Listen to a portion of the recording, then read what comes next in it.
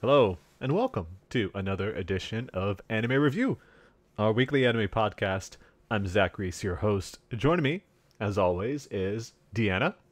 Hey everybody. The return of Deanna, I should say, because for reasons you weren't here last week. You had a bad voice. I mean, I'm not going to try to. I should just say, come out and say exactly what the problem was.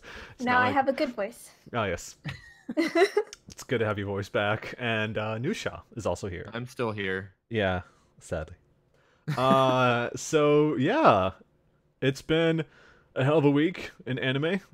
I will say, um, it did not renew my interest in some of the shows that I'm kind of feeling not so great about, and so we'll get to that.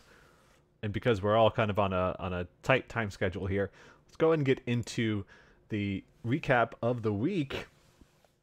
So yeah, just going down this list, I wanted to say up front, I did not catch the most recent episode of Iwaduku: The World in Colors. Deanna mentioned last time she was on a couple weeks ago that she had dropped that show like a bad habit, so she's not talking about it. So next week I'll try to catch up on it. I'm still kind of iffy, just because I said before the Nagino Asakara issue that I had with it. Hopefully that didn't happen in the most recent episode. What I'm kind of afraid to happen, but we'll talk about it at that point next week. Everything else, I think we all watched everything else, right? I'm not missing anything else. Yeah, yeah. I think you I'll watch guys. mine at least. Huh? I said I'll watch my shows. Yeah. Okay. You forget to put Tsurune. Well, how long has But that it's been okay. without Tsurune? That's been the same for weeks now. I don't think I've ever added Tsurune. Okay, we're gonna do that right now. You guys are gonna see me live update. Because it's okay. Actually, I'm gonna add it, and I'm gonna probably remove it in a second here to my list. But yeah, it's that was probably That's some great. wasted effort there. So Spoiler. yeah, we'll get to that. We'll get to that. I got a lot of notes here. Actually, I should open up my notes too. By the way, I had to restart my computer. We were having some sound issues, and I don't know what was going on with that. We all turned into robots.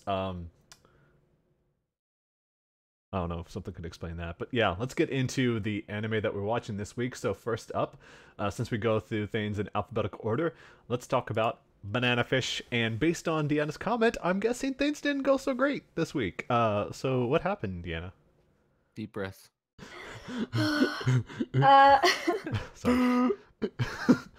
okay, that's not me, by the way. But You don't have to be ashamed. Pass the stone. well, Nusha, help me out here. How should we start talking about this episode? There's just so much, and it was so dark. And I think last week we mentioned that Ash has handed over everything Max and the gang know about Banana Fish and Gulzine's like underground dealings. And he's now pretty much back where he started in the beginning of the show as Gulzine's uh, pet, pretty much. Um, yeah, he's kind of just being like masqueraded around town, like going along with Gulzine at all these social events, and he's kind of just like an obedient pet to him right now because he knows that he can't do anything because AG's kind of constantly going to be under fire if he angers him in any way. And yeah, he kind of starts starving himself, but not willingly. Like he can't eat anymore. And it sounds like he's kind of going on a hunger strike, but then he explains that he just can't keep anything down no matter how hard he tries. And the way they like explain how they're trying to treat him is just very like haunting, kind of like the way you would talk about a pet is like, yeah, he's eating, we don't really know what to do. We tried changing out his food, we tried force feeding him, it's just not working. And it's like this is a person that they're talking about, and Yeah. like they're talking as if it's like a dog that they have to take to the vet. And it's haunting, like the way, and they really went dark with this episode. Like I don't know how much I can talk about uh the breakdown he has because he says some pretty explicit Mhm. stuff. Yeah, um a lot of I trigger don't know. warnings. Yeah, Dan, I don't know if you have anything you wanted to highlight about that in particular. That scene, No, really anything, just like it's, I mean, because right now Golzine is turning Ash into like the next Golzine, but like with a close hand on him, and it's just so disgusting to see how he uses drugs on Ash to like blind him so that he doesn't like step out of bounds. And then like that's why in that picture his eyes are like clouded over because he's been blinded, and it's just so gross, especially when Golzine adopts him as his son, and it's just like, oh my god, that's when Ash like has that breakdown because he's like, that's the sickest thing I've ever heard. So Ooh. yeah. There's a lot going on with Ash. What did you think about Yue in this episode? Because he had some surprisingly light moments compared to the tone of the entire episode. Yeah, I was gonna ask you like, how did you feel about the alliance that he has with Blanca? Like, did you feel that Blanca just kind of agreed to be his bodyguard because Yue has dirt on him, or It sounded like he was concerned that Yue has all this information about his past life and his wife and family, but I think we've made the comparison a few times about Yue and how he kind of compares to Ash, and it's kind of clear to see that Yue is only going after Blanca this hard because Blanca is someone who acknowledged and approved of Ash, you know? Mhm. Like Yue clearly has some self-loathing. Like they hinted at it before that he kind of hates himself for having the quote unquote like cursed Lee blood. He's going around killing his entire family, but he's kind of also tainted in that family and all their dealings. And so he kind of sees Ash as like this god, this like vision to chase after. And I think that's why he's so adamant about getting Blanca, this guy who acknowledged him, to work for him.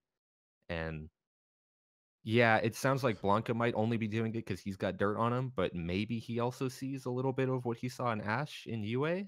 It might be the turn Yeah, we're seeing there. because I think maybe because Blanca couldn't really save Ash, like maybe he could save Yue, but I don't know. That's just my speculation. It's possible. I think in a really fucked up way, Blanca does think he saved Ash though. Yeah, Like, that's yeah. he's back with Golzine, and this is like, it's not a good life, but it's the only life he can live where he doesn't end up dead. And so, like, in his really messed up way of being a father, I guess he did the right thing in his eyes. Clearly, it's not okay what he did, but I don't think his motivations are all negative towards Ash. But yeah, there's a lot going on. Very dark episode. I don't know Yeah. what else to say aside Well, from that. on the bright side, we have AG forming allies with Kane and Sing, so they're gonna rescue Ash next episode. Hopefully. Yeah. Hopefully, yeah. Things go south during the rescue mission, but you know that's. Oh, who would have thought it? Oh, we'll see. We'll have to find out. But boy, things took a turn for the darker. But that's kind of how the show's been, right? It's like there's only a few episodes in between every super dark episode. They try to pace it out, I guess, but It's like it's not even pacing it with like light then dark then light then dark. It's like a gray, dark, then super dark, then it's like not as dark, and then really dark. Yeah. I mean, Ash did dress up Shades as a of nurse. Darkness. Yeah, Shades of Darkness, 50 Shades of Grey. So yeah, on that depressing note, let's move into a show that's a little bit more lighthearted. Luckily, there's kind of a scale here. So, Diana, what'd you think about the latest episode of Blooming to You? This thumbnail you chose probably doesn't actually support my attempt here, but let me know what this show is like. This episode is like. Okay, so since I wasn't here last week to talk about last week's episode, That's right. I'll quickly go through what happened. But basically, we learned that Toko had an older sister, but she passed away in a car accident years ago. Oh man, we're on such a high note right now. Jeez, good lord. Someone died and Run with the Wind too. Oh, Oh my God. Fucking A. They ran off the cliff. Is that what happened? Prince had a heart attack. Oh. So the reason Toko is insistent about doing this stage performance is because that was something her sister created, but never got to complete because of the accident. So we get into this whole like Toko wanting to become a replacement for her sister, and that like while she may feel pressured on the inside, she can't let go of the feeling of being special to everyone else because everyone else kind of sees her as the second like her of her older sister. And so Yu has a problem with this and tells Toko like she should just stay the way she is, like with her flaws and everything. But then she kind of gives up and decides to do whatever Toko asks of her because she doesn't want to be lonely. Oh boy. So like in a way, both Yu and Toko are acting selfish, but it's okay because that's just the kind of relationship that they've established. And then we also learn that Toko doesn't want Yu to fall in love with her because the minute she does, Toko will lose interest. Because, yeah, she originally fell in love with Yu due to the fact that Yu doesn't understand what love is. So it's pretty, like, emotionally complicated. But I feel like the characters are, like, compelling enough for me to keep watching. And after this week's episode, like, the show really climbed up on my list. Good. So for this week's episode, we get a Sayaka-focused one. Sayaka is Toko's best friend. And we learned that Sayaka fell in love with a senpai at her all-girls middle school. And then one day that senpai said that everything was just a phase and girls don't like girls. So that's kind of like bad rhetoric right there. Oh, there you But go. thankfully though, the show later like counters that rhetoric by positively portraying a healthy and normal lesbian relationship between two adults. So yeah, it's not a phase, it's totally normal. And yeah, Sayaka, she's like the opposite of you in that she wants Toko to like stay the ideal version of herself, whereas Yu wants Toko to show like all her flaws, as I mentioned before. But because Toko understands this, understands that why Sayaka wants her to stay that way, like she will never know the real Toko, and then that's where you see that image of, like a Toko sitting down, and that's like her real self, but Sayaka's just like standing in front of the ideal version. So yeah, and like I just love how this show like storyboards like a lot of the scenes because the way that they're set up, it's like to emphasize or like zoom into a character's emotions or inner thoughts. So with this image, it's like everything's black and white because Toko's just giving this one facade of hers in front of Sayaka. But Sayaka, she's not really like an antagonist or anything like that. And like while she may be jealous of you, like she's also trying to understand herself and her feelings for Toko. So like at the end of the episode when she meets with the owner of a coffee shop who's dating Yu Sensei, who's a woman, she gets this epiphany that she shouldn't hide her feelings even if they're unrequited. And I really like that message. So yeah, there were so many like nuanced facial expressions too. So just to like really see how characters feel and stuff, I really love it. And yeah, it's just I enjoy it every week more and more. Yeah, definitely a show that's, as you said, is going against the rhetoric that other people try to portray in society and culture, especially Japanese culture. It's kind of hard to get around sometimes. So they're addressing all of that stuff. That's awesome. That's great to see that kind of stuff happen in a show where it's like they understand that some people just don't get it, and she's coming to grips. I mean, but then again, it's like that's where any person going through that age of life, having to come to grips with their feelings for somebody else, regardless if they're a man or woman. That's great. And actually, it's a good segue about understanding like the differences in characters, because that kind of leads us into the next show that we can talk about, which is Double Decker Doug and Kirill. Probably one of easily the best episode the show has had so far, I feel. First off, I kind of want to say Max is such a great character. I love her look and attitude that she has. And so the whole story in this episode is that there is a prom coming up at this exclusive, like this prep school. And there's a series of accidents that befall some of the women that are in line in becoming the prom queen. One such student, Hannah, who has a great look, which I hope she comes back later, but she's like got like it's not quite like she's got like an eye patch. It's like actually covering one of her glasses or something like that. It was a really unique style. But she has this petition she's trying to pass out. She's trying to stop the prom from happening because it's a competition that's all based on looks, or as she put it, looksism, which I've never heard that word before. So that was kind of a interesting term that she pulled. But there's these two girls, Elle and Camila, who try to point the finger at Hannah as the person who's attacking these women that are causing these accidents. So later on, though, we find out that both Hannah and Camila were allegedly attacked by Chris, who is the star quarterback and the smartest guy in the school, who's in line to become the prom king. And so however, we discovered that Camila actually used Anthem to change her looks to fit in with Elle's crew. So yeah, it's this girl that wasn't happy about the way she looked, and so we talked about in an earlier episode that somebody used the Anthem drug to change the way they look so that they come across as beautiful. And this is exactly what this woman did in order to get closer. She became so obsessed with wanting to be alongside Elle for the prom because she, showed her kindness when she was unsure about herself. Like this popular girl was showing her kindness. So because of that, Camila ended up attacking Hannah for wanting to stop the prom from happening. And Chris, who was actually trying to sign the petition to end it as well, because he also didn't agree with the way it worked. So yeah, this episode hit a little hard. So many people have been out there, they've been in that situation where they're trying to fit in with others, especially during high school. It's a great character development episode all around. And that's like, this thumbnail that I had is that during the episode we find out Max was also kind of in that same crowd where it's like, she was very shy. She kind of kept to herself. She mostly knit and read books and things like that.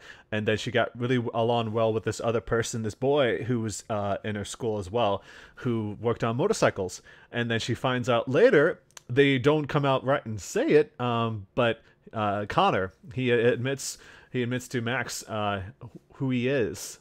In this case, I'm guessing it's who she is. And so what happens is that Max obviously isn't sure about anything. She's scared, or she's kind of emotional about it all. But she ends up cutting her hair. I guess it's because she wants to take on sort of the man of the role, the couple or something like that. So they decide to go to prom with her playing as the man, and Connor as her escort. And so the school itself ends up ridiculing them for that and saying that they don't belong there, which is really powerful messaging right there. And she ends up staying the way she looks, though Max keeps her look and everything like that, because she likes the way she is, and that's what Connor liked as well. And so yeah, I just gotta say, this episode on so many levels, so great. And when Camille was called out by Elle, that was pretty powerful stuff right there. Like, you could feel that.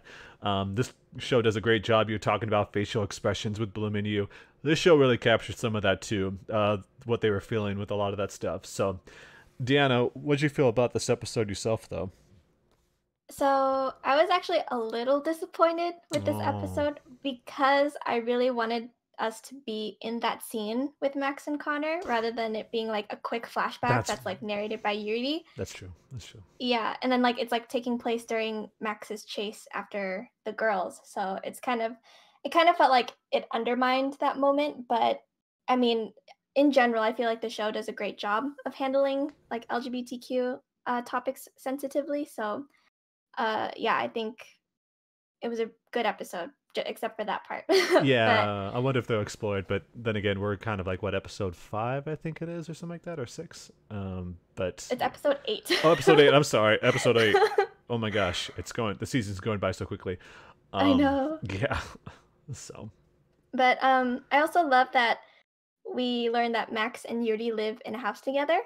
Yes. And their house is like filled with succulents and plants, and it just feels so cozy. So like I feel like that's such a great way of showing like characters' personalities, like is through like their environment and where they live and stuff. So yes. I really like that. And Max is apparently a great cook, and I like how the chief is like, "How's the boxing?" And Max is like, "What? What are you talking about?" So I don't know what the whole like thing between them is, but yeah, just I just like the fact that they're putting so much emphasis on each character too, and talking about their backgrounds. I'm glad we got a Max episode. Sometimes they have great side characters and they never explore them that much. At least obviously this wasn't that much, but they focus way more on Max. Connor should have had a little bit more development himself, but I mean, I still liked it all things considered. Yeah. So yeah, let's get into the next show, and this is one that I am exclusively watching, which is, of course, Gegege no Kitaro. Still continues to be a solid show, all things considered. So in this episode, it talks about that the daughter of a wealthy landowner named Yayoi, she is being targeted by yokai known as Hakusanbo, who is a fox who apparently kidnaps and eats humans. And so that's when they turn when they become 18. He comes down and basically takes these women and eats them. But it turns out that that particular yokai was defeated, and the new one only seeks a new bride. So it's a lot different. Instead of eating the humans, he wants to marry them. So he apparently we find out that the fox yokai had given the father of Yayoi all his wealth in return for his daughter's hand when she turned 18. But before he can claim her, the Ring of Arcana, which I talked about before, that is supposed to kind of control all the yokai, it appears inside Yayoi's body, and she is taken away by the Western yokai. It turns out that this new Hakusanbo had rescued the woman when she nearly drowned as a child and gave her a bracelet that had his hair woven in, so it allows him to track her. And so they find her, save her from the baddies, and they discover that she had actually saved him when he nearly died fighting his predecessor. So yeah, warm feelings all around. Pretty good episode. I love foxes, so I actually kind of like dug this episode because it's a fox walking around on his hind legs and attacking, and then transforms into a giant fox, kind of like, you know, Princess Mononoke style. And so I really dug it that way. It was pretty amazing. I like this episode. It's kind of hard to talk about the show in general, just because it's very much an episode to episode type of show where like some of the same characters appear, but it's surely a show that's going on for over 50 episodes. That's where I'm at right now. So yeah, let's get into the next show that you've been watching, Deanna, and that's Golden Kamuy 2 with this intense looking MFer. So what's going on in Golden Kamuy 2? Okay, so I need to recap last week's episode. That too, that's right. I forgot. Okay, so I asked for more Ashiraba, and my pleas were heard. They also highlighted Sugimoto and Shiraishi's relationship, and how, because you know how like Sugimoto found out that Shiraishi betrayed him, but in last week's episode, Shiraishi shows concern for Sugimoto's bullet wounds, and like Sugimoto entrusting him with Ashiraba and her desire to fulfill her quest if he didn't make it out alive. So they had that kind of moment, and I really like that because they didn't just ignore what happened in the other episode. So Disguise Man that I mentioned, he is killed. And we meet another character named Lieutenant Koito. He has really intense eyebrows, but he's a devout Tsurumi follower. So he's on Tsurumi's side. And then with that episode, we go back to Sugimoto and Ashiraba, who have both developed this strong familial bond. Familial blondes, yes. A blonde. But so Sugimoto, he talks about his past, which we haven't really heard about in a while since like the first few episodes of season 1. And he recalls the battlefield and like how he was before he went to war, and how like the person he became on the battlefield, and how he lost his best friend and all that. So he remembers like a moment where he couldn't shoot a deer because he said that that deer was him, where he was like this cold-blooded killer and then someone who just wanted to survive.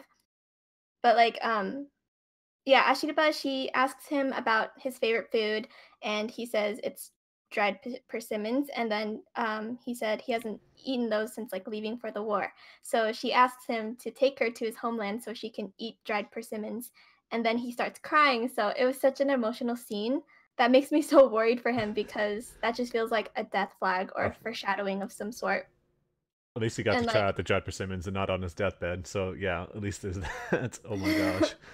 But yeah, because like he's been quote unquote immortal this whole time, but he probably starts to break down because the him from before the war was already killed. So he's kind of like mourning for that person who he can't go back to after everything that's happened. Mm-hmm.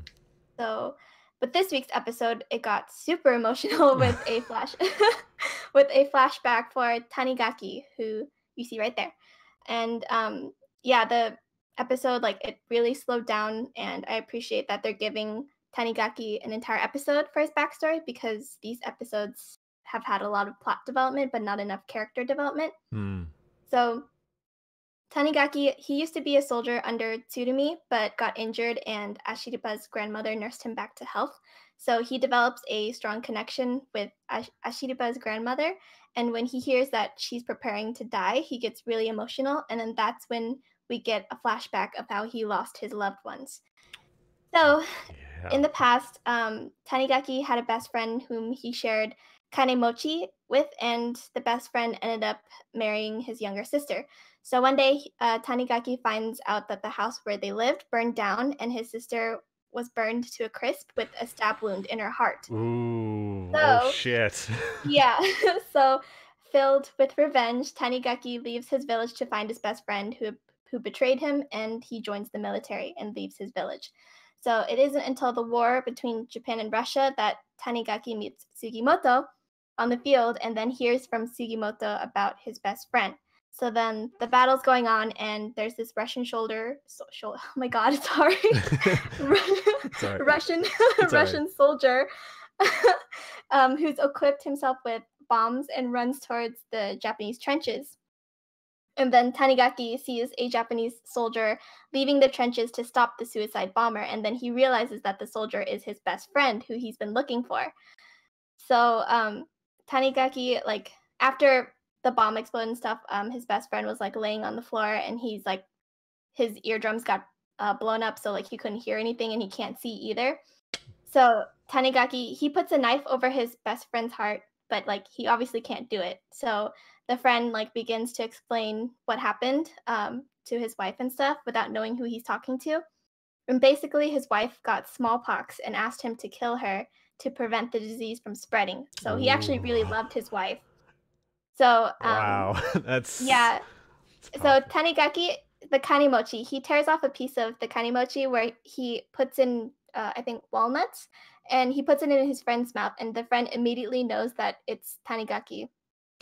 And then, so, yeah, there's like this whole theme of revenge and war, and I think it goes back to like how insignificant your problems are in comparison to like larger ones like war and stuff. But it's like also like the lesson is that revenge is never the answer, which has been kind of strung throughout the entire show. So I thought this episode fit thematically after last week's episode because of Sugimoto talking about his past as a soldier and like the trauma that he still endures.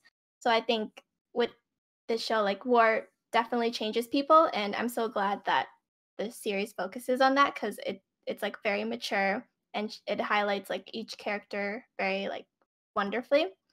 So, like, even Tsurumi, who's, like, considered the bad guy, he gets this, like, redeeming moment in the flashback when Tanigaki was, like, telling him about the story, where at the end, Tsurumi asks Tanigaki to make kanemochi for him. So, it's just like, damn, you can't really hate any of these characters, even though they might have different motives. Yeah. So, it's such a good show.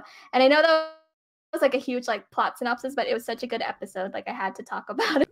No, that's incredible. Like this show, I didn't know the show had it in them. I heard the manga was incredible, but I heard the show wasn't really capturing it as well as it should. But it seems like at least with this season, it's really. I mean, obviously towards the end of the last season, I heard, especially from you, of course, because you were talking about it every week, that it picked up. But this season looks like it's really like peaking a lot, which is great. Mm-hmm.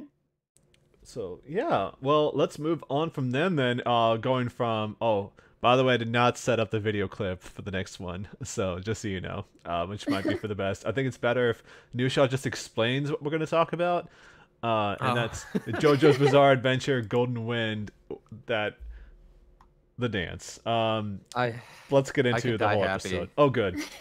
I can die happy. From everything I heard, it's what. Not only is it something that the people who were watching the anime weren't prepared for, it's also the people that read the manga, they weren't prepared for that either. So tell us about this whole episode, please, Nusha. Okay. So yeah, last week, Bruno, Giorno, and the gang captured Zucchero. He was the stand user who was attacking the mother on the yacht. And basically, they have his head, which is still alive because of Bruno's strange zipper ability. And they start like torturing it to get information out of Zucchero about the teammate of his that's waiting for them on the shores of Capri. And so what they do is they take a fishing hook and they like put it into his eyelid to pry it open. and then they hang it on the ship, and then they like have a beam of sunlight reflect through like a lens and a pair of glasses to like burn his eye. And while that's happening, we get the scene, we get the dance that many JoJo fans, myself included, thought we would die before we saw adapted. And we get the torture dance. We get Narancia turns on the boombox, and then this funky beat starts playing, and then he starts dancing while Zukero's like screaming for dear life. It's so bad. I saw the clip. And Mista, I made it like a rule to share it with you guys as soon as I saw it. Mista looks up and sees Narancia's dancing. He's like, "Oh hell yeah, I'm down." He gets up and starts dancing, and then Fugo sees it, and then he gets up, and they just do this whole dance number that you just know they've like practiced many times before, and it's like one of the best moments of this part is just seeing the team be like absolute goofballs with each other during such serious moments.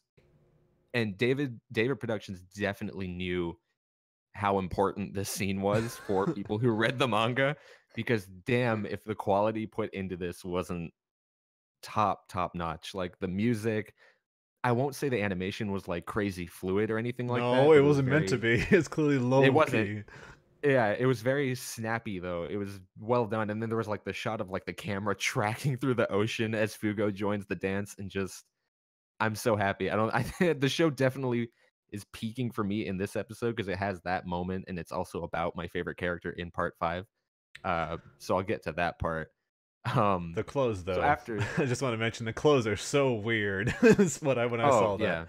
Yeah. Welcome to JoJo's. Yeah, of course. So yeah, what happens is they kind of realize they're not going to get much information out of Zukero. They're all members of this, influential gang. They all know how well kept their secrets are, and they're like, fine, we have no choice but to intercept this guy and take him out before he can take us out. And so Giorno elects to go do that, and Mista decides to join him because he, according to him, has a stand that's very suited for assassination. And so they go over to Capri, and Giorno is staking out like with binoculars, looking at this restaurant that they were supposed to meet, waiting for the guy to show up.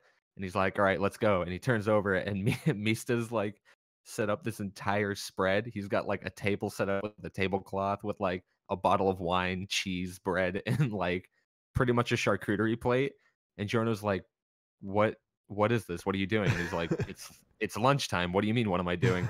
He's like, "We have to go intercept this dude in like 10 minutes. He's gonna leave, especially if you think something fishy is going on." And he's like, "You can't expect people to work if they're not fed." And then you think he's talking about himself until he opens up his revolver, and we get to meet his stand, which is Sex Pistols. It's these 6 tiny little stands that there's like one for each bullet of his, and they basically ride the bullet as he shoots it, and they can like kick it midair and like ricochet the bullet in any direction. That's pretty awesome. That's pretty awesome. It's a really cool stand, and it's really unique because this is I want to say it's one of the first times a stand is completely like cognizant and able to talk. And not only that, like he's feeding his stand. Like we've never seen a stand eat food, and we see Mista just like opening up his revolver and like shoving pieces of salami into it so his stand can eat. And they even all have like a personality. Like I said, there's one for each bullet, and he's like, as he's feeding it, like number 5 is crying, and he's like, "Stop that. Number 2, stop bullying number 5. If you keep crying, they're gonna keep picking on you." And like there isn't even a number 4. There isn't even a number 4 because it's Mista and he's superstitious, so he doesn't have the number 4 bullet. It's listed 1 through 7, but without number 4. Oh, and so there's all these quirky moments with that stand, and it's one of the reasons it's my favorite. But yeah, so Giorno, they eventually settle that out. Mista's stand, or Mista's pistol, is all fed, so it's finally able to work again. And they realize that no one's coming out, and so Giorno's like, "Okay, fine. I'm just gonna call this restaurant and have the owner go out and say, 'Hey, is anyone waiting for a man called Zukero on a yacht called Lagoon?' And just hope the guy shows up." Which is a very strange plan, but that's what they end up going with. Eventually, they're able to find him. Mista is able to shoot through a window that the man's hiding behind, and it looks like he misses, but his stand's able to like kick the bullet and ricochet it and get it through his leg. and the man looks like he's caught, and the stand even does like this little touchdown dance, the two of them that are ricocheting the bullets. Like, there's so much personality for these little guys. I love it. But he actually ends up getting away and hot wiring like a truck so he can escape. And Mista sees that, and he pretty much has to make a split-second decision whether he wants to wait for Giorno to show up so he can take this guy on together, but they have to find him again, or he has to hop this truck and kind of resolve to take this guy out now while they have the chance, because he's probably going to go and get backup. And so he decides to go with the latter. He hops the truck, and that's kind of where the episode ends. I don't think I have to explain why this episode was so amazing, but I love everything about Mista, his character, and like the iconic scenes that they adapted very well in this episode definitely made it a standout. I get it. A stand. Sorry.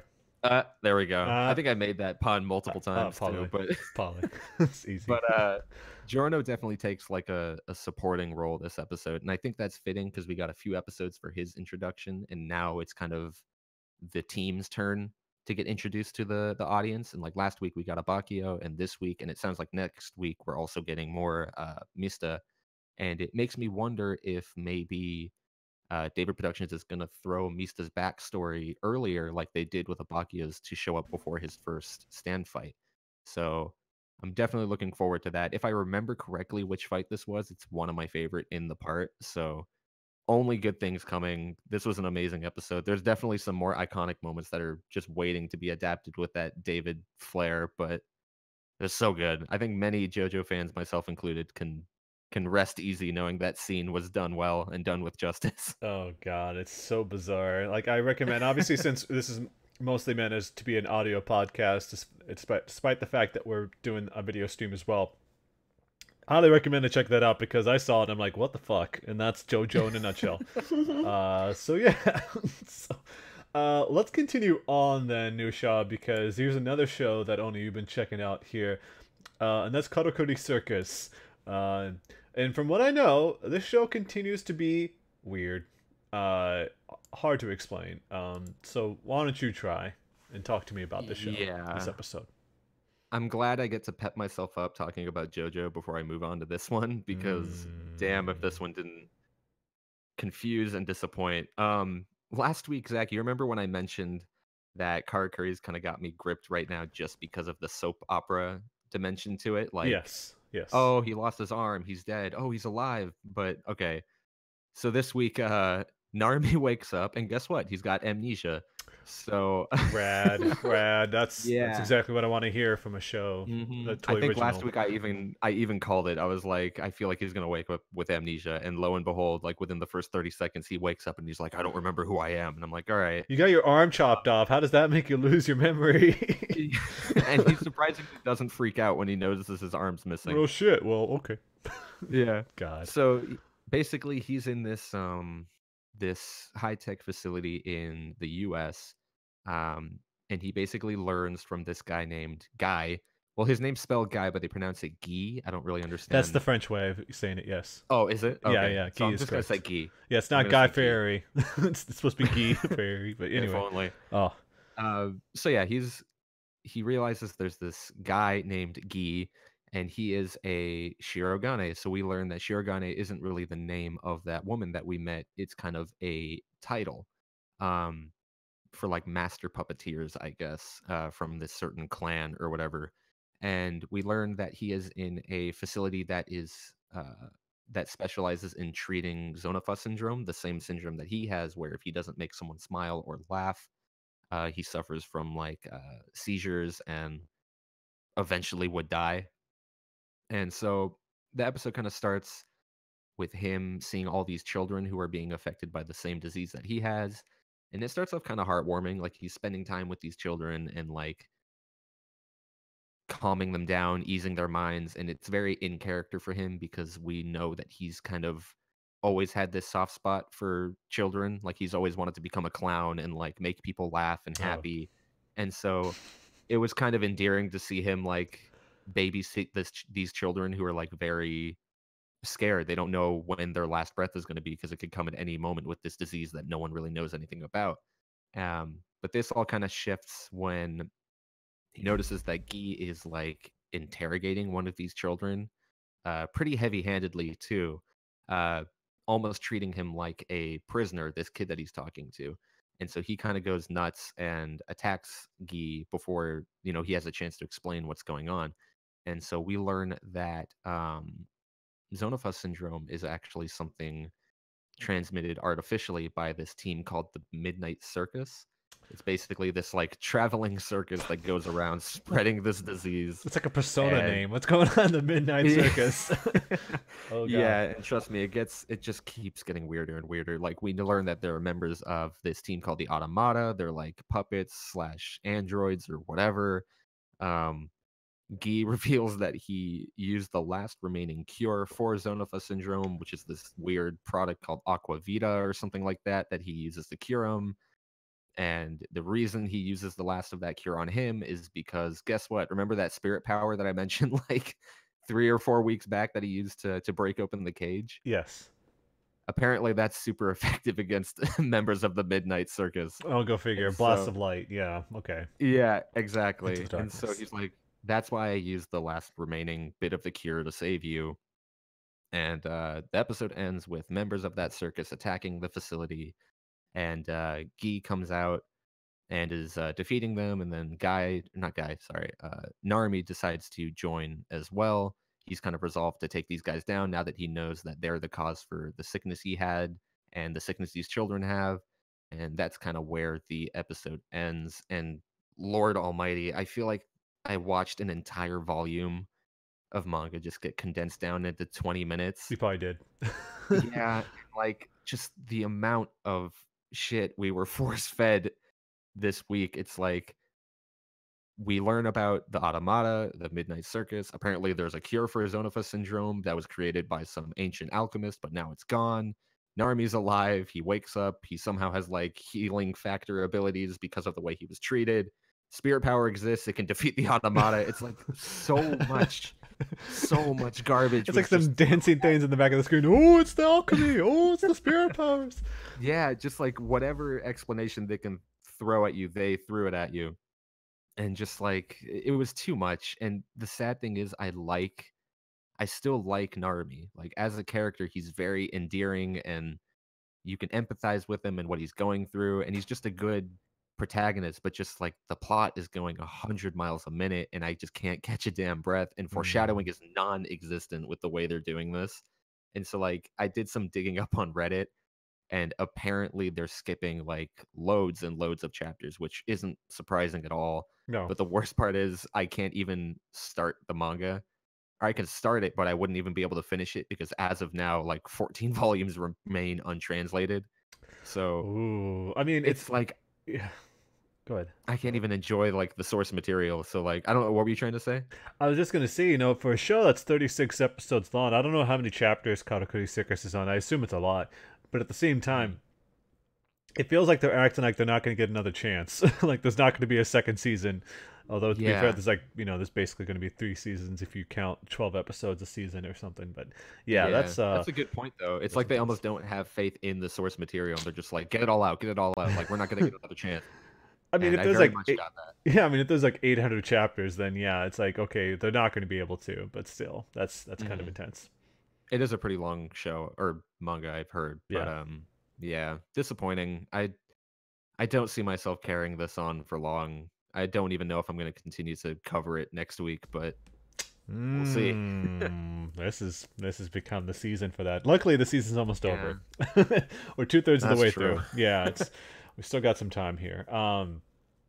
Well, on that note, let's move into a show that's you guys have been sort of far more positive on, and that's Radiant. And Nusha, I'm going to give you a break, of course, since you've been talking for a while here, and you can catch your breath. Well, Deanna, you can talk to us a little bit about Radiant. I'm going to be right back, by the way, while you guys talk.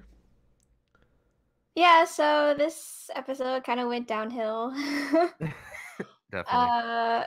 Nisha, we talked about how we feel about this episode, but basically it's just going in a very different direction. And I think it's like now's the time to pick up the speed in terms of plot.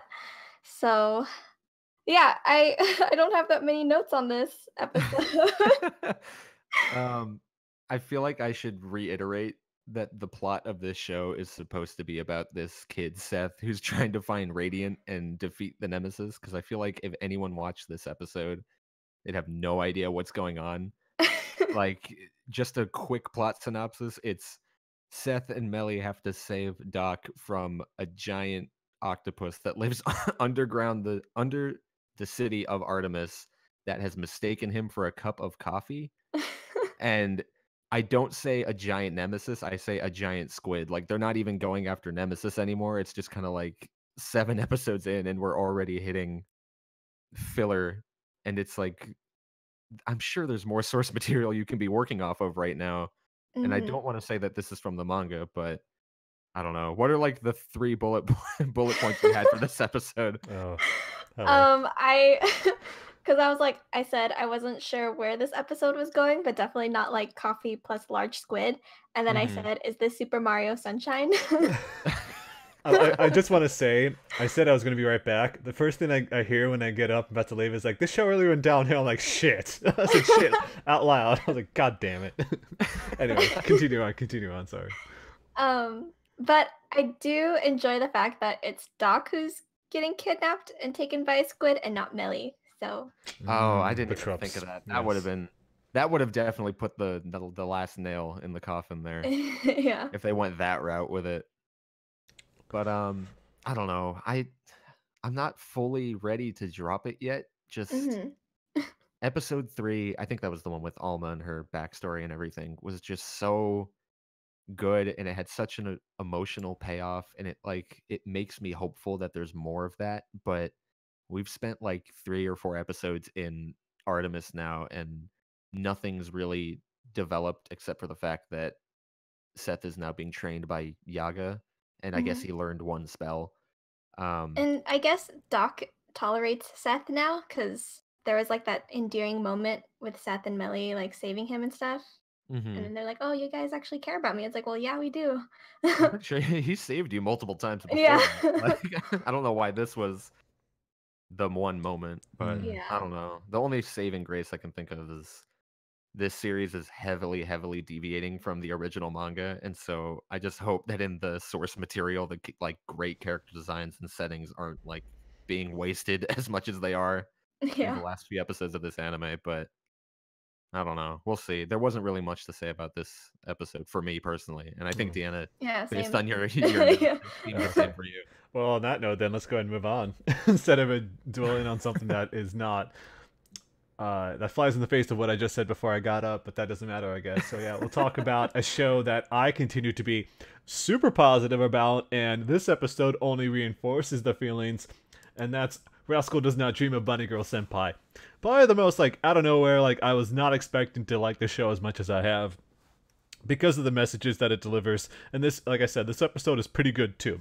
And so Sakuta, who's the main boy, he meets a girl who is caring for a cat out in the rain who shares the same name as his high school crush from 2 years prior, only now she's a 7th grader.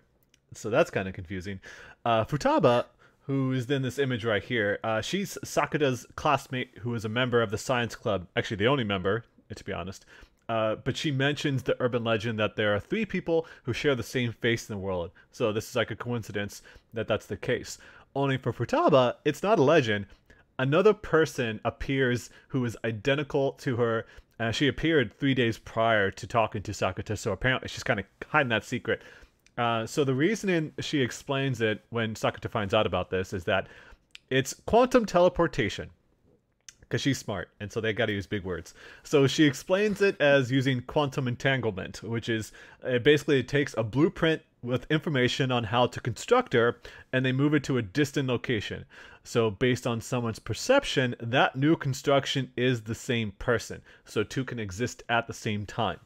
In this case, they also share the same personality and interest in the same boy. There's a boy that Futaba likes, who's in the basketball team that hangs out with Sakuta all the time, and she likes him, and she kind of keeps it a secret, but that's what's going on here. So yeah, but the way the show ends, which is the episode ends, which is kind of interesting, is that I don't know if they really explained which Futaba is doing this, but she's taken very risque shots of herself in the bathroom and posting them online on social media. And so, yeah, I'm imagining it's the fake one that's taking shots of her and posting it on social media, so she's kind of ruining her image. So it kind of implies this show is going to go some places here. Um, and I also want to mention while I'm talking about it. Actually, I think I need to make sure I get this picture up because I didn't add it to our list here. Give me one quick moment here because this is actually kind of cool. If my internet would work. Oh my god, my computer. It's only when I'm talking about something. Okay, there it goes. I just want to mention, whenever there's a new character, there's a character that they're putting the focus on, like whether it's Mai or Tome, and also now Futaba, they do this thing where they put the focus and they make it so that they sing the ending song, which is pretty cool. I don't know why this isn't working for me. Sorry, give me one moment here. I'm trying to add. Okay, we're going to have to do this the manual way. Clicking and dragging apparently is not working for me. So let me get the shot up for people that are watching this because I think it's pretty neat. Here we go. Yeah, there it is. All right, so yeah. They just seen the ending theme song, and I think that's a pretty nice touch because, obviously we were talking before, me and Diana, and I think Nushal too, like, we talked about some of our favorite endings for anime is usually when they have like the cast members singing the song, Kyoto Animation does this a lot for their anime, and this show does that as well. And so I think it's a pretty neat touch because the ending song is kind of somber a little bit, and so it's I just thought that's a pretty cool thing, and I wanted to make sure I pointed that out because it was cool. So that's really what I wanted to address there. But yeah, Rascal Does Not Dream of Bunny Girl Senpai. I highly recommend this show. I continue to have a lot of enjoyment out of this, even if it can be pretty somber at times. There was also a pretty neat part when Futaba, because she's scared of her other person, she opts to stay over at Sakuta's house, but Mai has none of that, and so she says, I'm going to stay here too, so that nothing goes on between you two. But then when, Mai and Futaba share Sakuta's room while Sakuta sleeps in the living room, Mai comes out and lays down next to him and is like, I just want to, look at my boyfriend's face. And they try to go in for a kiss, they bonk heads, and they're like, oh, well, that moment's ruined. They just kind of move on from that. So there's some great moments here, and they don't lean into, a lot of the stuff that you'd expect from a, from these types of shows.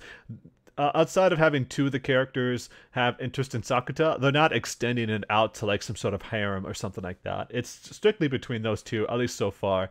Futaba obviously has an interest in another boy, so I kind of like that. That they're not falling into that trap. And so I wanted to make sure, we're talking about all these shows that are bumming us out. Rascal is one of my favorite shows this season for good reason. So let's move on to another show that I don't think you mentioned something earlier, but I don't know if that's true or not. Someone died in Run with the Wind. I don't think that happened, but no. I absolutely was kidding. Yeah. I mean, for a second there, it's shit happens when you're on the course. But I'll also have Diana pick up on this one then for this. Actually, no, wait. Instead, I'm going to have Nusha start with this one because you and me, Diana, we have a lot to talk about after this. So go on with this, Nusha.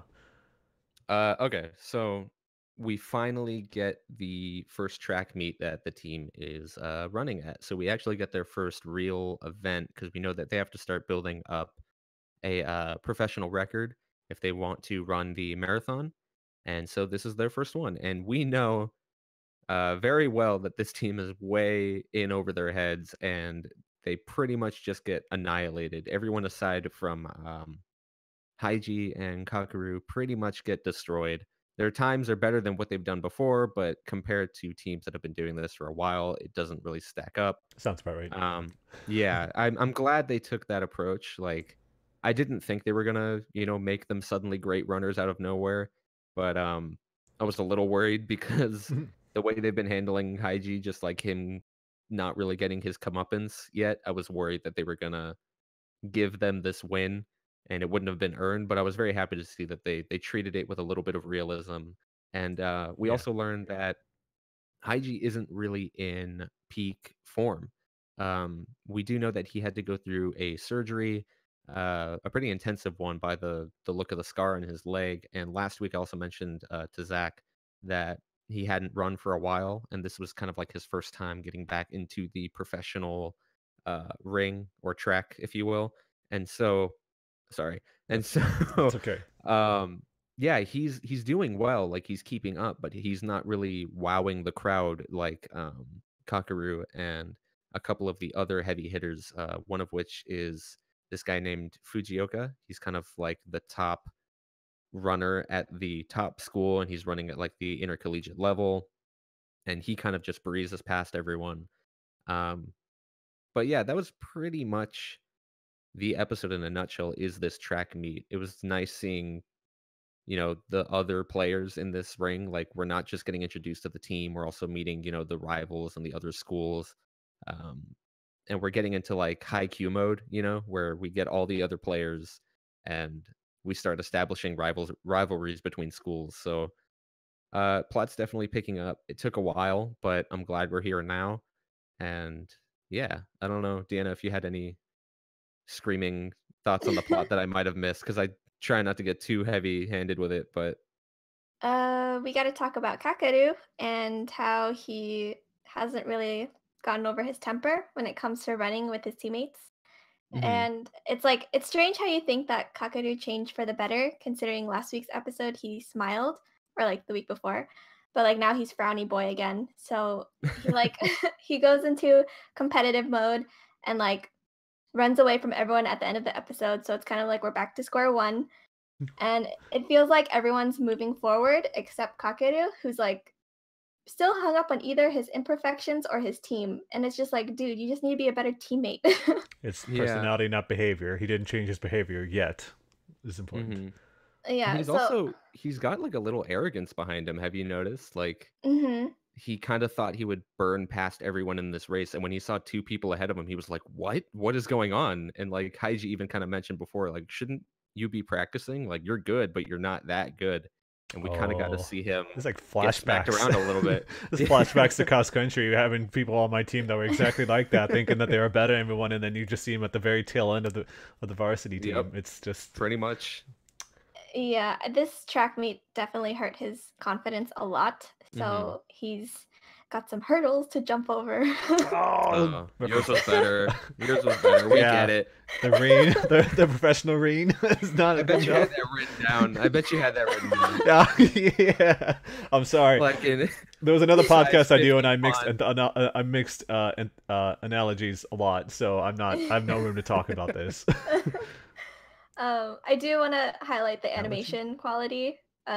They showed Yeah. the 3D effect again, like from the first episode, and just to see like the exhaustion on everyone's faces, it was like really good.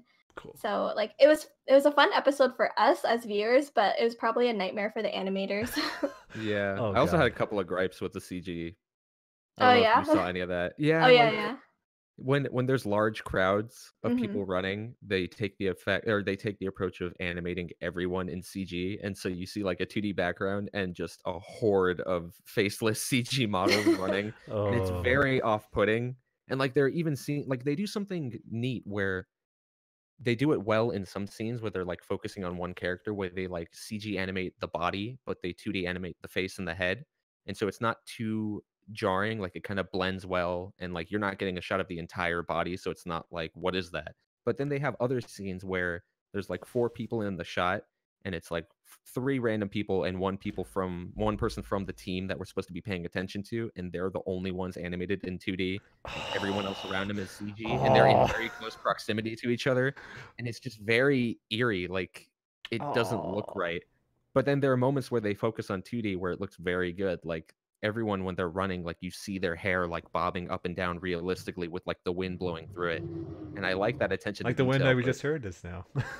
yeah, exactly. I don't know what And that was. That's Yeah. the train, Oh, sorry. okay, it's okay. oh, that was on your end. Yeah. It's the hype But train. I don't know if you picked out on any of the animation things that you liked or didn't like, but that was something of a gripe. The accentuated muscles, yes. I pull up the muscles. That'll do it. Yeah. Oh my gosh. I just want to say, we're going to get to it later, but I have way worse to talk about when it comes to bad CG. But yeah. Oh, there's some Oh. bad examples. Wait, That- Nusha. I'll see. Oh, Oh, I'm just going to say Double Decker does a great job on CG. But yeah, continue on. oh yeah. What did you think of Fujioka? I I like him. He's not like a jerk. Well, He is. Sounds like hold on, too strong. No, I Maybe he didn't think is. of it much until now, but he had some good moments, like where he encourages Kakeru and he's like good friends with Haiji. But then there's also that scene where they're interviewing him, Mhm. and you realize that no one on that track field was like even a blip on his radar. They were like, "What are you doing in this meet?" And he's like, "I'm just kind of here. I plan on doing better." And Kakeru's like, "Shit, no one here is even registering to this guy as a threat." But that's not a bad quality, I guess. That's more of like confidence. But I liked No. him. Why did you? No, yeah, I liked him too. I'm just very curious about his past with Haiji because obviously they know each Hmm, other and stuff. So yeah. I'm sure they were like rivals or something. Yeah. I was gonna say, I was just gonna mention, it's like, when I was on cross country, like there were no assholes or anything like that. Everyone was pretty much, in there with everybody else, but sometimes you do get those assholes. Yeah. So, moving on from Run with the Wind, let's talk about another show that's been pretty much the tops this season as well, and that's SSSS.Gridman, a show that after Deanna's coverage of Darling in the Franxx, I was unsure about completely. I was starting off, I was like, I don't know if this will be any good. Trigger's been kind of off their game lately, but no. This show has been 7 for 7 so far with this episode, and I want to explain why. So, now that Hibiki has found out that Akane is behind the giant kaiju that are roaming the city and blowing it up as the god of the place, he tries to tell everyone what the situation is to, the Gridman Alliance and everybody else. Unfortunately, no one believes him, and no one wants to ask Akane if that's the truth. It's kind of weird why they don't believe him now, but with all the shit that's going on, Yeah. now they're second guessing Hibiki. I They- totally agree. I know. It's like they should be taking everything he says at face value, because They're having this conversation like standing behind a giant monster, like, and they're like, "What? Akane's making them? That can't be that true." can't be no way. Sure, sure. It's like Auntie can be a kaiju despite being a boy. But Yeah. when Hibiki tells them about the girl kaiju, they're like, "No way, that can't be. It's a girl." It's like even Yeah. I like how even Max calls them out on their shit, being the bro that he He's is. like, "No, I was there." He's like, I was there. That actually happened. Even Calibur's kind of not that supportive. He's like, yeah, that happened, and that's all. But Yeah. it's Max is like, no, it actually, yeah, he should believe him. It's like, and I'm not really sure why Sho is protecting Akane. It's like, what kind of alliance member is he when he's not even like, it's like, okay, you like her, but you won't even admit the fact that she likes kaiju. Like that's just Yeah. say it. It's no big deal. But anyway, moving on. Akane actually shows up at Hibiki's house, not at his door, but in his bedroom. It's pretty amazing. She just kind of appears. He's like, "Where'd you get the key?" She's just in there, and then she apparently likes his smell and starts like hugging his pillow. It's kind of crazy. But she invites him. First off, she tries to get him to join her side so they can have a lot of fun playing God, basically. But of course, Hibiki, being the hero that he is, he turns her down. But instead, she's like, "All right, well, in that case, let's go have some dinner. Let's hit out this Chinese restaurant." And so. And this is the point when she introduces Hibiki to Alexis Kirib, who is also known as Inferno Cop. He looks just like Inferno Cop. It's pretty amazing. So they just basically take the time to explain how Akane makes kaiju. And Alexis helps her by bringing them to life, bringing her art to life, basically. And I just want to note here, and this is something Nushar, you brought up to me as well. The restaurant that they're eating at belongs to the family of the volleyball girl who died in the first episode. We talked about how in the past, and this is I'm going to show a shot of the episode where they first show this. In the first episode, that volleyball girl dies because she wronged Akane. She knocked her volleyball into her sandwich that she was trying to give to Hibiki, and so she has her killed off. And so the next episode, on episode 2, they go around and they find out that the father's like, no, she died in middle school. And so of course everyone is having their memories wiped about the fact that she was around just until very recently. And so, yeah, it's pretty fucked up. It's pretty fucked up. The fact that they did that. And there's, as you said, Nishad, there's no redeeming, nothing that's going to redeem Akane for doing shit like that. And I also really appreciate the fact that Trigger didn't come outright and say that's the case. Hibiki made some glances towards the dad, but that's it. It's like it was up to the viewer to deduce that, and I really appreciated that. They didn't even give like the same shot from the episode 2, from what was going on there. It's like you just have to know this, which is pretty great. Um, but we also find out Akane apparently doesn't have full control because an alien craft appears in the city without her say so. Instead, Auntie made his own kaiju because he despises Gridman more than she does.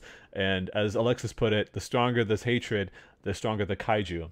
So there's this pretty amazing battle that takes place with Gridman and Auntie, complete with this awesome like Macross style missile sequence that was pretty great. Like it's really cool. Like the missiles get shot out and they go spiraling around and trying to block the explosions. It was a pretty good sequence all around. And the episode ends with Alexis approaching Auntie for doing what he did, and it looks like blinded him. Like like Auntie tried to come out with him like with a blade, and Alexis grabs it, slices him open, and so we don't know what's going to go on Auntie from here on. But it sounds like he might have been, at least his eye got cut open because he's holding it as he's squirming on the ground. But yeah, I just want to say Gridman continues to be a very, very, very good show, in my opinion. What do you think, Nusha? You shared some of your thoughts, but I'd like to know more of yours. Yeah, this is like you said, a very good episode, and like the moment where the door just slides open and you see Alexis just kind of nonchalantly Hi, stroll hi. He's into like, the hi, hi, restaurant. I'm Yeah, here. exactly. And I was like, oh shit! Like I didn't expect. He's like a small Look who dude. came to dinner. He's just And like it was a great scene, and I was almost a little bummed that it got cut short with Auntie's kaiju suddenly showing up and like prompting Yuta to go out and fight. Like I kind of wanted to yeah. see more of that really tense scene in the restaurant. But Akane's like, the sit down, come on. It's like, oh yeah, wait. please eat. Like have some of this fried rice. And he's like Does- Yuta he's has like- the very realistic reaction, like this might be poison. yeah, and he gets like really close, and he's like about to eat it, and then his bracelet goes off before he swallows. So yeah, it's pretty good. But it was a great scene for sure. And speaking of the kaiju fight, there was one small little issue I had. I wish, like you said, it was a really impressive fight scene, but I kind of wish you remember when they found the giant body? It was like the host body. It wasn't the little missile, wasn't the actual kaiju. It was like that weird flying puppeteer looking thing in Yeah, the sky. yeah. I kind of wish that wasn't there. Like I really like the idea that Just a when missile. Auntie designs, yeah, like when Auntie designs a kaiju, there's literally no imagination or thought behind it. Like Akane's looks so in depth and designed because she genuinely likes kaiju. So when she designs a kaiju, it looks like someone who likes kaiju designed one, right? Yeah. And then when Auntie designs one, it's like, no, I literally just need something that's gonna kill Gridman. Boom, Just a sharp blade and missile. a Like spike. there's nothing. It's just- Exactly, just a really fast spike. yes. And it's like I wish like they kept that really simplified design for this kid who has one goal in life and that's all he wants to figure out. And I was kind of bummed out that they flew up and there was like another intricately designed kaiju behind it all. But that's Yeah. such a small gripe. I don't think it's anything to hold against this show because it's consistently held up quality with like the music, the mix between CG and 2D animation, Oh, the it's way better. characters, Yeah. even the cinematography. Like the shots are just so good. Yeah, yeah. it's pretty nuts, and I think I don't know if the implication was Auntie actually grabbed like one of the scraps that Akane had thrown away, one of the kaiju scraps, and used that for the new one to sick on Goodman. I'm not sure, but we do get like a hint about what's coming up next because as they work together and Goodman flies up to way above the city, they see the bottom of another city, which implies that Oh, yes, yeah. there's another city up there, and it's gonna be kind of interesting. And unfortunately, like I'm kind of surprised they didn't decide to immediately go out and investigate further after the kaiju went away. But I guess the next episode we'll see what the case is with that. So, The plot's getting triggery. oh, it's getting trigger. Oh my gosh, they know Stop how to. it. They're getting wait. You gotta wait till halfway through the show. And we'll That's find true, out. that's Yeah, true. gotta wait. All right. So, once again, we're hitting the high notes here. At least we're back to we're going back up. But no, let's take another downhill slope here for a second. Let's talk about Tsurune. Dan, I'll have you talk about this because I just don't have great things to say. So I'll have you kind of kick things off here. Well, I'm sad Masaki cut his hair. Yes, he cut it. He cut his like his long hair because he's like, I was getting in the way. I was like, fuck what? All right. So, I mean, I'm kind of happy that the boys are at least self-aware about each other's flaws, because Hmm. there's like that scene where they're like calling each other out on their bullshit. Like Yeah. Kaito telling Seiya that it's weird that he's best friends with Minato, but like they don't know everything about each other. And then like Yeah. Nano like fires back saying Kaito just tries to be the bad guy in the group. So like with that, like at least they're aware of the flaws. Yeah. I did get a little nervous for the mock tournament because I didn't want the girls to lose and become servants. And honestly, I don't know why becoming a servant as punishment is still a thing. Like, come on. That's weird. Like why is that like a thing to like, but anyways. A punishment. Yeah. Um A punishment. and then we learned that Tommy Sensei is also known as Oni, which is demon. But it's like funny how the boys thought like they'd have a chance to win because of Sensei's like feebleness, but like he hits the bullseye, so it's like he's kind of shaking a little bit there, and they're like, "Oh, we got him. He's gonna be so bad." And then he yeah. like his eyes lock on the target, and he's like, "Nope, completely, still and everything." He's got the dead eye. If we're talking about Red Dead Redemption, so he just shots the bullseye. It's pretty great. Yeah, it's like respect your elders. Come But on. he's got lumbago, so he's like, oh, he's got the pads on his back, laying in the nurse's office. It's like it doesn't matter. Mm-hmm. I do want to mention that scene with Seiya visiting Minato's house and wanting to talk to him about something, but then I guess he didn't expect Minato's dad to answer, and that was like a very awkward moment because Yeah, it was. like Seiya was just like, "Oh, never mind, I'm gonna go," and then I was just like, "Okay, like, is he trying to talk to Minato about like how he knows Masaki, or is it about like something more personal, like family drama or something?" Because I know that Seiya's family and Minato's family have had something going on, but I Yeah. don't remember what it was. But what did you think, Zach? Uh, I I don't know if I can do anything more with this show. Honestly, I mentioned it when we were talking earlier, but I nearly fell asleep trying to care about what was happening to the characters. Because I feel like, even when we get to the competition, the tournament, it will just come across as this, well, we'll just come across the same group of blandness that we've already seen, like a bunch of characters that just don't interest me in the slightest. I don't really care for maybe 90% of the cast at this point. I was kind of hoping more from KyoAni at this, but after 4 episodes, I think I'm about done, honestly. You're not gonna stay for the girls?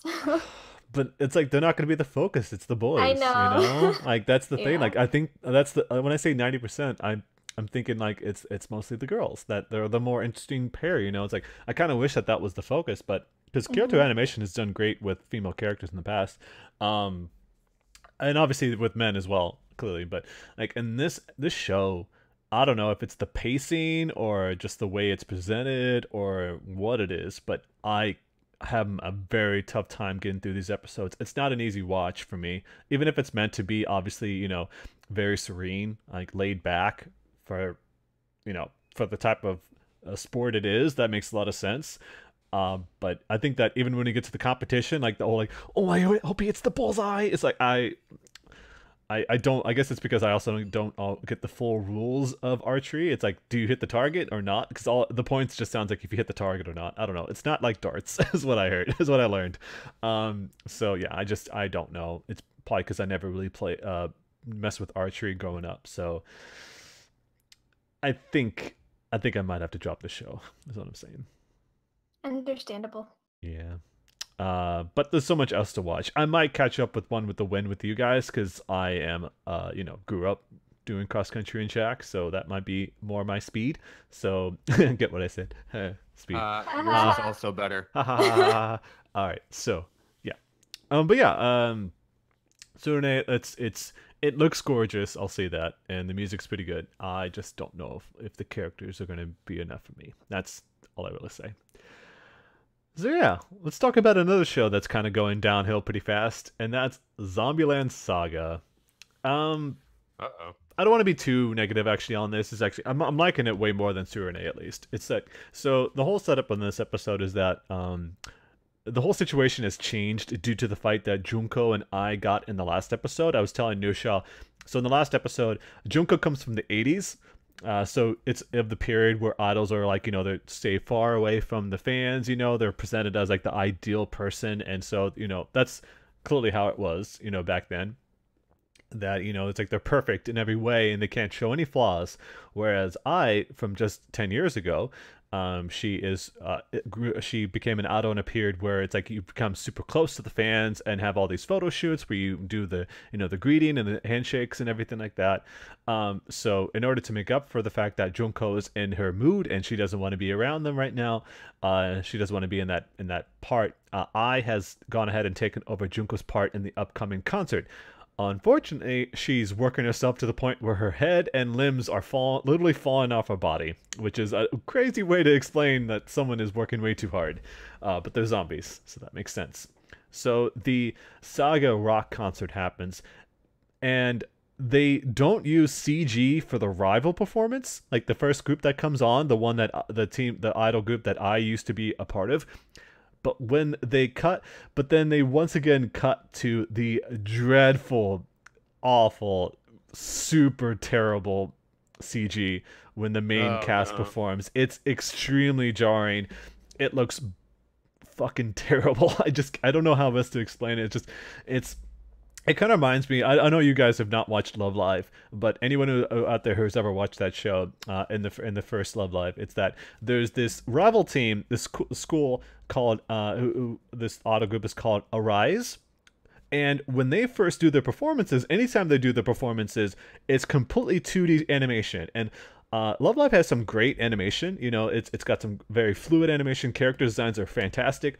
And so their performances are always in 2D and looks fantastic, which makes sense. It's 3 people versus Love Live, which is like, I think 8. And so that makes some sense. As we mentioned before, it's a lot of work for animators to do all that, for them to do that.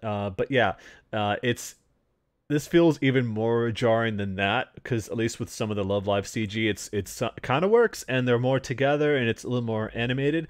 Here it's just awful. At least I'll say that Junko has an incredible singing voice. I love her voice. I don't know who her voice actress is, but it's very powerful, and I really like that quite a lot. But I just want to mention with that CG is that I'm not alone in thinking this. If you go to like the Crunchyroll comments with these episodes, especially the most recent one, it's filled with people complaining about them. So I think it's dragging the show down, the opinion of the show down a lot.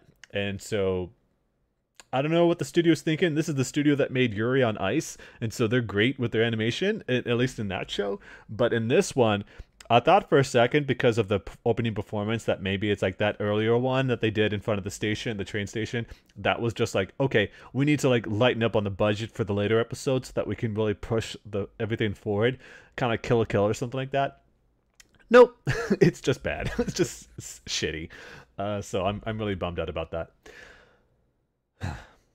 Yeah, that's all I gotta say.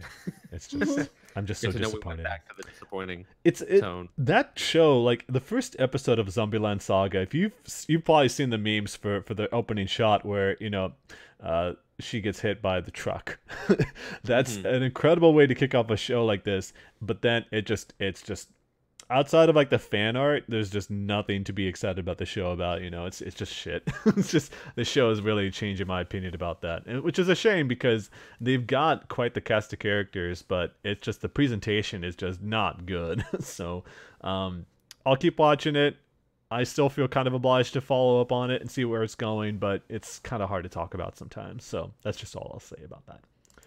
But let's get into something that's way more easy to talk about, way more exciting, and that's Neon Genesis Evangelion.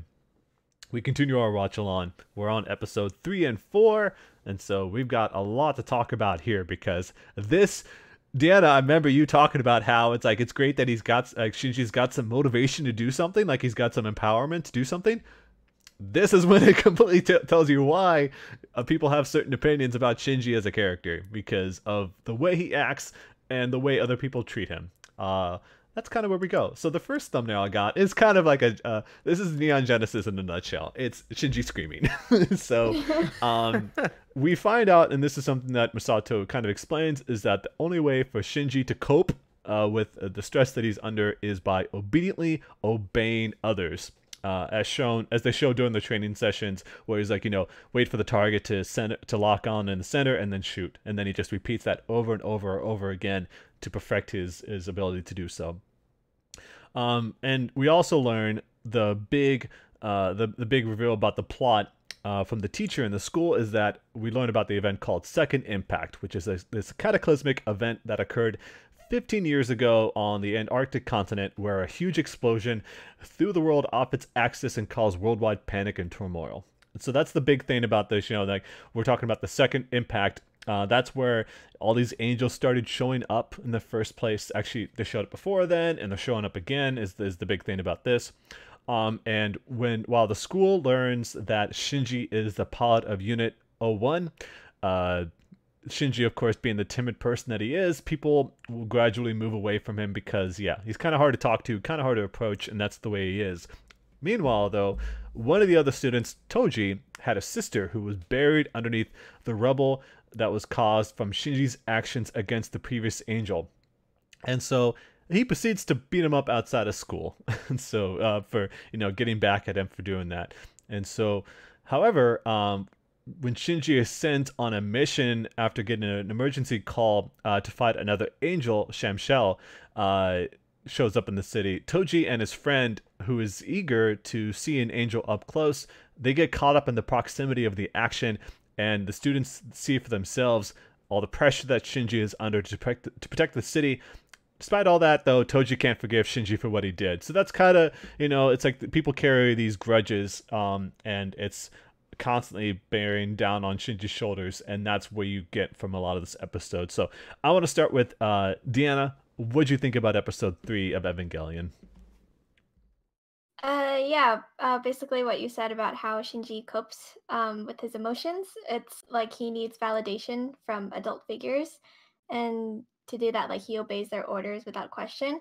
So I thought when he kept repeating that phrase while piloting the Eva, it made it seem like he was a puppet, which he is, and then it's ironic because he's inside another quote unquote puppet. So and then I guess with Rei being in Shinji's class, I was kind of like, is no one going to ask how she's doing because she's clearly bandaged up? And then yeah. And I do have a question. Do her classmates know that she's a pilot? Yes.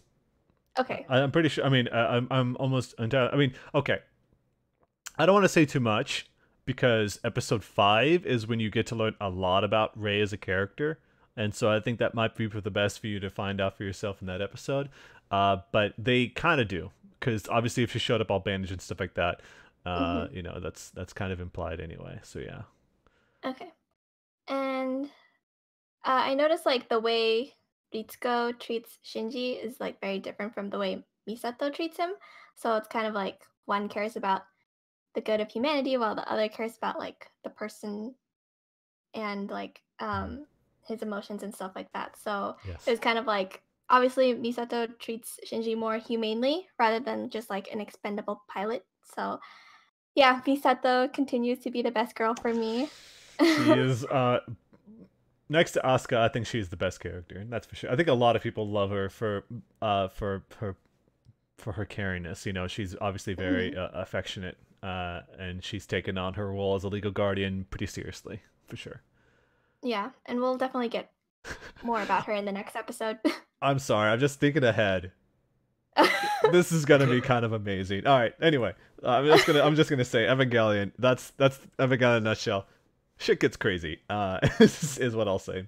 But Nusha, what'd you think about this episode? I'm getting more and more enthralled by this as I continue watching it, and I think this episode was kind of especially resonant with me. Just not like I've experienced anything that people have gone through in this world. That wasn't the right way to phrase it. But if the last few episodes weren't already subverting, what a typical mecha anime is, this one definitely did. like we kind of start out by glorifying the battle that Shinji was in. All his students or all his classmates are all hyped to hear that he was in this giant robot fighting like a giant creature, and it sounds like all these crazy cartoons we used to watch when we were kids. Yeah. But it's not really the case. Like we saw how stressful that battle was and how mentally taxing it was for him. And his two classmates, Toji and I think it's Ida is his other name, is the other guy's name. They kind of experience that firsthand. Like when they're in the cockpit with him, they see that he's kind of losing his mind in there, and that he's not just this like infallible hero. He's a kid who was just tossed into war, and Toji kind of realizes that the expectations he had for this classmate of his, like, oh, he didn't defeat the creature right away, and my sister got hurt, but she's okay, but she still got hurt. A hero doesn't do that. And it's like, no, you can't really throw those glorified, idealized ways of thinking into a situation like this. We learned one episode in that this is a much more gritty, realistic take of how society would react to something like this if something so strange like this happening to the world. So it was nice to see they really leaned into that subversion, and that we weren't the only ones who expected this to play out like a typical mecha anime. Like the people in this class also thought that's how this played out, but that's not really the case. Shinji's in for some shit. That is for damn sure. I just want to also point out that I was trying to remember this whole show takes place in 2015. I remember. What? Yeah, I saw that. Yeah. So 2000 is when the second impact happened. Some may say it's because of the millennium and all. But yeah, 2015 is when this takes place, and so I remember making the joke on the turn of the year of the year on New Year's Day. I was like, shit's gonna go down. That's what I'll say. We're all in it. But yeah, I just thought that was kind of funny to point out. So let's get on to episode 4. This is when things kind of hit their, this is when that show makes its turn to become more of that psychological drama that the show is also known for. I mean, you mentioned before that you become so enthralled. This is why so many shows going forward reference Evangelion quite a lot. It's because there's so many pivotal moments in it that really stand out. And so after experiencing a huge amount of stress from fighting the angels and with fighting with Masato, Shinji boards the Tokyo 3 train and pretty much tries to disappear. He understands that he has to go back, but instead he hides out in a movie theater and lives off the streets for a couple days. He's clearly, burdened with the fate of the planet on his shoulders. But with Shinji feeling the way that he does, he decides to resign instead of taking upon everything on his own. They don't have any sort of substitute for the time being. They talk about having waiting for the third child and potentially a fourth child, and so they don't really have a replacement for him at this point. So they're in a really bad way. Nerve is in a bad way because Shinji's deciding what he wants to do. So while Shinji is dealing with this crushing weight, Toji and Kensuke, who is the friend, witnessed him suffering inside the Eva. So they say they have no right to force him to stay because they witnessed it firsthand. What he's going through. But while waiting for the train to take him away from the city, Shinji hears a distant voice telling him to hang in there. Ganbare. So this show has, I just want to say, this is something that I remember a lot from the show when I first watched it several years ago, and it's all the more apparent now that the show has always been great at giving many of these dramatic scenes a lot of emotional weight. There's like long stretches of near silence, like when Shinji's waiting on top of the terminal, like he's just kind of standing there on top of the next to the train area, and Masato's down there down below next to her car. They just like stand there for this long period for like maybe 30 seconds, and you just hear off in the distance the person calling out the different trains coming and going. So it's what I love so much about this is that there's not always a ton of music, even if it's great. It's a lot of it is presenting like this very great cinematography moments, like this very showcase moments that really stand out. And I love the show. That's why it's my favorite show of all time, is what I'll say. And as I mentioned before, in the next episode, we'll get to know more about Ayanami Rei and her character. So I'll have you start with this one, Nusha. What you think about episode 4? I was happy to see Shinji book it because that's exactly what I think many people would have done in a scenario like this. So seeing him behave in a kind of realistic way, just kind of being overwhelmed because he's only like what 14, Yes, was they're very. all 14, all the kids. Yeah, there are apparently only 14-year-olds can pilot mechs, but Yeah. they'll probably explain that. Um, Yes. but the standout element to this episode for me was again his two friends, Toji and the other one's name what, Kensuke, you said? Yes, Kensuke, the Okay. nerd, the otaku. Yeah, I particularly like him, and part of it was kind of, that scene where he's in the wilderness and he's like camping out and pretending to be this like decorated war hero who would, die for his captain, but Yes. then the moment he's met with, reality, like a moment where he can really be a quote unquote hero, where like Shinji's being taken away by these big guys in suits from Nerve, he's just kind of like, nah, not me. He realizes that like there's like what an idealized, protagonist is like, and then there's reality. And then when Yes. Toji's scolding him, he's like, "Why didn't you do anything? You're supposed to be a man, right? You're supposed to protect your friend." He's like, "Listen, I like heroes as much as the next guy, but this isn't some comic. This is reality. I'm not gonna put my life on the line because I know I can't even do anything, even in that scenario." And so it's kind of telling that like this character has a very realistic grasp of what's going on, and he's almost seemed like the most mature character so far in this show. Oh yeah. Um, Well, Toji's being the little jerk that he is, the punk he is. He's yeah, like, Kensuke's like, come Toji on, has to tell him." realize exactly, because like even in the beginning when Toji punches Shinji, he's like, "Come on, man, that's not cool." Like He's like, come on, it's your sister's hurt, but like everyone's okay. Like we're all here today because he was in that robot, and so yeah. like I do really like him as a character, and I do like this breakdown of what a hero or a protagonist is, and it's not so clean and void of stains, and Toji needs to learn that. Yeah, and they both love Misato, and that's why she's the greatest. That's because they recognize greatness. But this is also what makes Evangelion so great, in my opinion. Like, a lot of people have problems with Shinji as a character because he shows his weakness pretty obviously.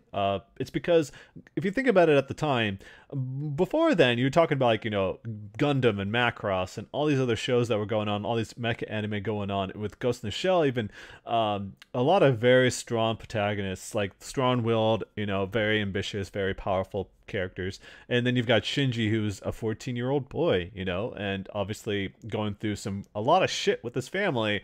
And, like he has to collect this amazing burden that his father forces upon him. The only reason he showed up in the first place is because his father demanded it. And so this is what's going on. And we'll find out more about what happens later on. But Deanna, what'd you think about this episode? I appreciate that this episode really fleshed out Shinji's character. But you did mention like the music and stuff earlier, but it's kind of like there was a scene, I think, when Shinji was talking to Toji and Kensuke, and that there were like cicadas in the background or something. Like that's such an interesting sound to hear for that scene. Away from the forest. So, yeah. yeah, because I feel like music is supposed to like symbolize something, especially with like Shinji always having his earphones in and like music just like constantly playing in the background. So I don't know if that's just for like I don't know if that's supposed to be important or it's just an interesting like direction that the studio took. Yeah, But I think for the most part is that music is mostly for action, and the sounds of nature and absolute silence is for these dramatic moments. That's how they kind of display that stuff. I guess it's it's artistic, direction with that, I guess. okay. And then that brings me to talk about like the composition for certain scenes. Because it's like some of them is so unique. Like when Nerve came to Shinji at the tent and stuff, like Yes. the men were kind of standing at like 4 points of a square around the tent, and then like you have one guy in the middle. So like I don't know if this was like intentional, but like the spacing of the characters was so unexpected. So I don't know if like it was just them trying to surround the tent or just maybe I'm reading too into it. Like I don't know. I don't know. I mean, like that's the amazing thing about the show is that even on the second viewing, we talked about it last week as well. I mean, the last time, a couple weeks ago when we were last talking about episodes 1 and 2, is that there are a lot of references, a lot of visual references that you don't really immediately pick up until later on or something like that. That's what's going to happen, or even the same episode. So potentially that can mean something important. Otherwise, I think it just might be their own like military formation to like surround the tent and make sure no one comes and no one goes without their say so.